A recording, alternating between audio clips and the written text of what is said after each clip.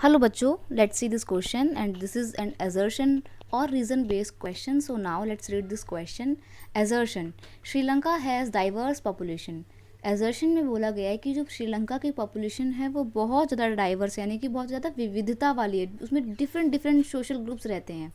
Reason दिया गया है the major social groups are the Sinhala speaker of 74% and Tamil speakers 18%. यानी कि फिर आगे आपको शेयर दिया हुआ है रीज़न में. तो ऑप्शन आपको दिए हुए हैं both assertion and reason are true and reason is correct explanation of A. दोनों सही है आपके एजर्शन और रीज़न एजर्शन को बिल्कुल सही तरीके से एक्सप्लेन करता है. नेक्स्ट है both A and R true but R is not the correct explanation of A. यानी कि जो ए है एजर्शन और रीज़न दोनों बिल्कुल सही है, लेकिन जो रीज़न दिया हुआ है वो एजर्शन को ठीक से एक्सप्लेन नहीं करता है. नेक्स्ट ऑप्शन है कि assertion is true but reason is false. Fourth option है कि assertion is false but reason is true.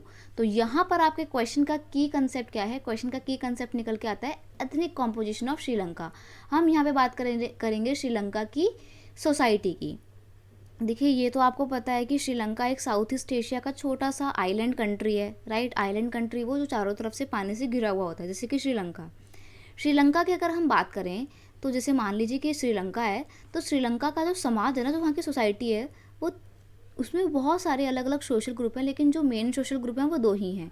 एक तो है सिन्हाला, ठीक है, जो कि पूरी पॉपुलेशन का कितना है 74% है, एक बहुत बड़ा नंबर है ये अपने आप में.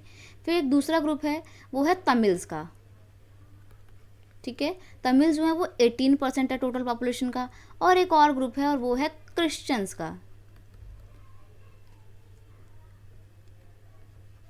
ठीक है. तो क्रिश्चियंस जो है वो टोटल पॉपुलेशन का 7% है.